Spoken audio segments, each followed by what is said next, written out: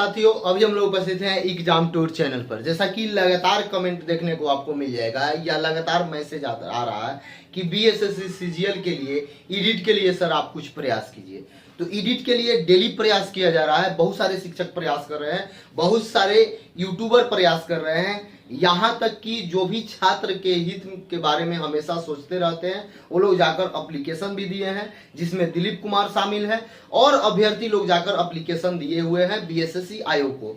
तो आप इस बात से सहमत होना चाहिए आपको और आश्वस्त होना चाहिए कि एडिट का ऑप्शन मिलेगा, क्योंकि आप जानते हैं कि किसी भी आयोग के द्वारा या किसी भी बड़े अधिकारी के द्वारा या किसी भी संस्था के द्वारा कोई गलत हो जाता है और वहां जिस संस्था के द्वारा ये समस्या होता है उस संस्था में जो भी अधिकारी है या जो भी कर्मचारी है उसी के लिए नियुक्त होते हैं। और दूसरी बात बता दें, वह अभ्यस्त होते हैं।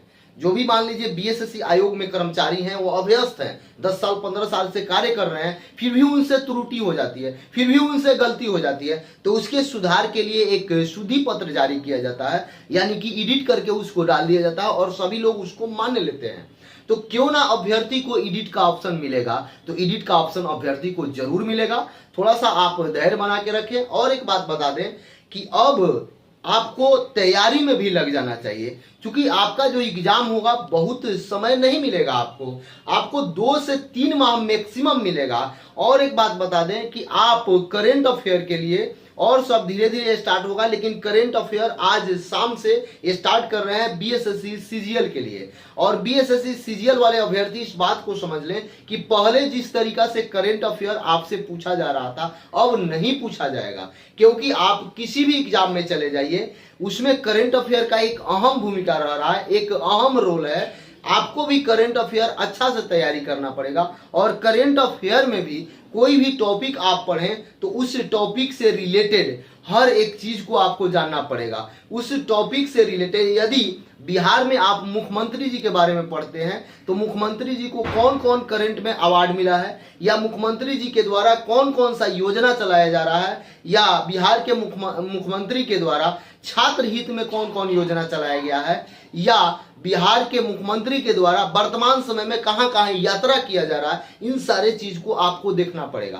क्योंकि आप इस बात को समझे कि 50 जो जीके जीएस पूछा जाएगा उस 50 प्रश्न में 8 से 10 प्रश्न करंट से रहेंगे और 5 प्रश्न आपका बिहार से रहेगा और बिहार से भी योजना दे देगा। पहले ही रहता था, आप देखे होइएगा, मेरे द्वारा एक बताया गया है कि बीएसएससी सीजीएल में जो भी 2 बार एग्जाम हुआ है, ये 3 सीजीएल है, उस 2 बार के एग्जाम में पीटी मेंस में कितना प्रश्न करंट से रहा है, कितना प्रश्न बिहार से रहा है, इन सभी चीजों को उसमें साझा किया गया है। तो आप जो भी अभ्यर्थी इस वीडियो को देखें तो वो तैयारी उसी तरीका से करें, क्योंकि आप जानते हैं कि प्रॉपर वे में आप तैयारी कीजिएगा, एक अच्छा लय में तैयारी कीजिएगा तो आपका रिजल्ट होगा। क्योंकि पहले जो आपका बीएसएससी सीजीएल हुआ है उसमें इससे अधिक वैकेंसी था, इससे कम आपका फॉर्म फिलअप हुआ था, लेकिन आज के समय में उससे 1.5 फॉर्म गिर रहा है, यानी कि उससे बहुत ज्यादा फॉर्म गिर गया है, सीट भी उससे कम है और जो माइंड का लेवल है बच्चा का वो बढ़ रहा है।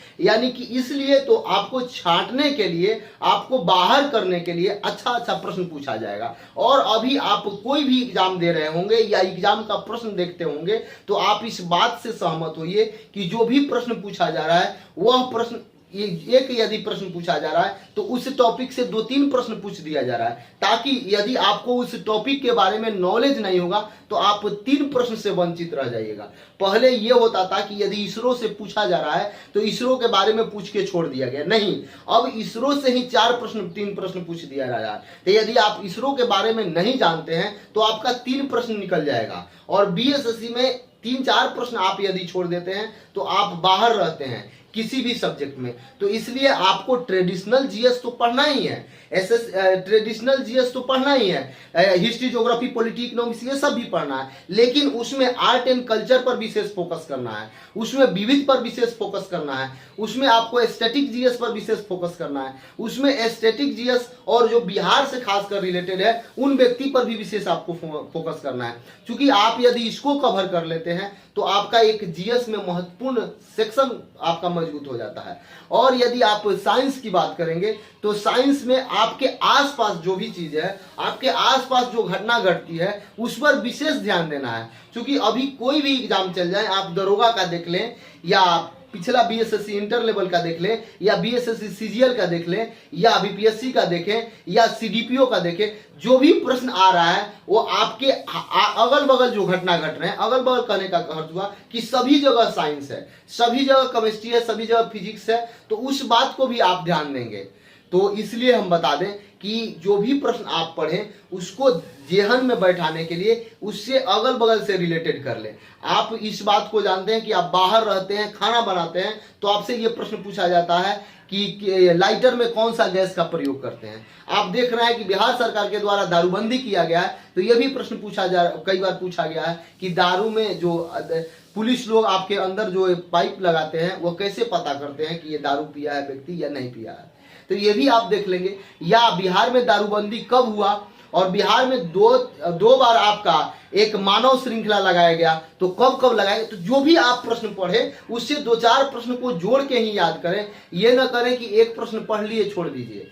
यदि आप बिहार के प्रथम राष्ट्रपति की बात करेंगे तो देश के प्रथम राष्ट्रपति बिहार से ही बने, तो उनके बारे में आपको पढ़ना है। तो उनका जन्म कहाँ हुआ था, उनका कब जन्म हुआ था, उनको कौन कौन सा पुरस्कार मिला, वह बिहार में उनका कहाँ आश्रम, सब कुछ आपको देखना पड़ेगा। तो जो भी महापुरुष के बारे में पढ़ेंगे या जो भी महत्वपूर्ण व्यक्ति के बारे में पढ़ेंगे, तो यदि वह बिहार से संबंधित है तो बिहार से भी रिलेट करके आपको पढ़ना पड़ेगा।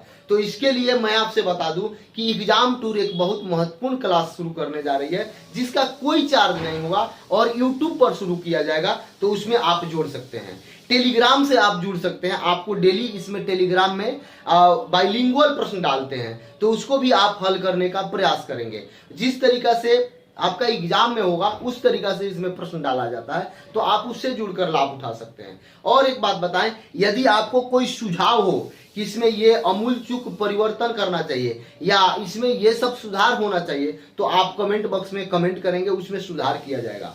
मैथ्स रीजनिंग की बात है तो उसके लिए भी 1 से 2 दिन में हम व्यवस्था कर रहे हैं, वो भी चालू होगा।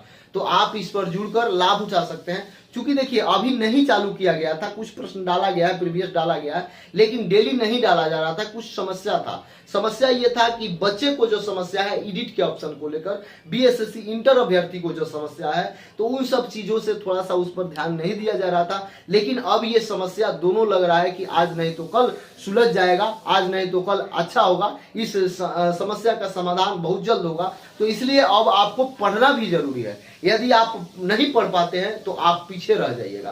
अब आप अपने अपने दिमाग से ये सब निकाल दें। अगर आपका एनटीपीसी का भी एग्जाम है या बीएसएससी सीजीएल ही केवल है, तो उस पर आप लगे और अच्छा तरीका से लगे।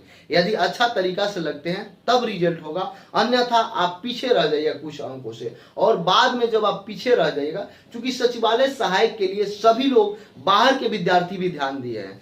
आप बिहार से ही नहीं केवल पूरे देश से इस पर लगे हुए हैं। और जो दिल्ली में पढ़ते हैं, जो इलाहाबाद में पढ़ते हैं या जो कहीं पढ़ते हैं या जो गांव में रहते हैं, सभी रिजल्ट देते हैं। ऐसा नहीं है कि आप पटना पढ़ रहे हैं, दिल्ली पढ़ रहे हैं, इलाहाबाद पढ़ रहे हैं तो आप रिजल्ट देंगे। गांव के विद्यार्थी भी रिजल्ट देते हैं।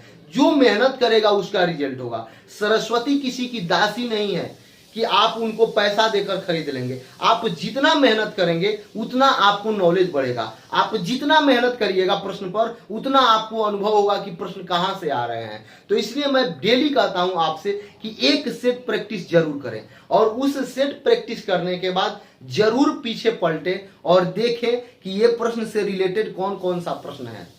तो मैं इतना प्रयास आप लोगों के लिए कर रहा हूं। आप हमेशा कोई भी प्रश्न पढ़ें तो उसको अपने आप में जज करें कि इससे और क्या प्रश्न हो सकता है। तो इसलिए ऐसा करने का प्रयास करें जो आपके एग्जाम के लिए और आपके लिए महत्वपूर्ण होगा। यदि आप अच्छा तरीका से पढ़ लेते हैं, अच्छा से अध्ययन उस टॉपिक पर कर लेते हैं, तो आपको बार बार नहीं करना पड़ेगा। उस टॉपिक से जो भी समस्या होगा वह हमेशा के लिए समाधान हो जाएगा और वह हमेशा के लिए टॉपिक भी आपका क्लियर हो जाएगा। यदि केवल वन लाइनर रटते हैं तो वन लाइनर से आपको एग्जाम हॉल में मिस करने का ज्यादा समस्या होता है। इसलिए सब्जेक्टिव पढ़ें, उसके बाद ऑब्जेक्टिव का व्यवस्था करें।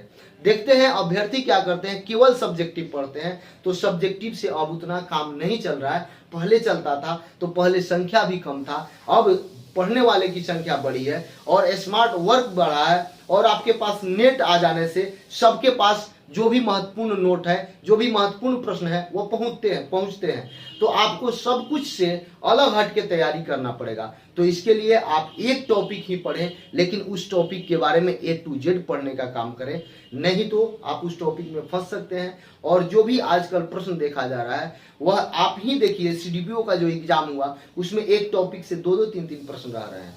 आप चले जाइए तो आप करंट में ही देखिए तो कई प्रश्न था कि कौन लोकसभा में कौन पार्टी है जो समर्थन की, तो इसे 3-4 प्रश्न दे दिए गए थे। तो इस तरीका से आप इस बात को समझे कि आपको आगे भी देखना है कि जो बिहार में पार्टी है वह यदि केंद्र में कोई बिल आया तो उसमें समर्थन कर रही है या नहीं कर रही है।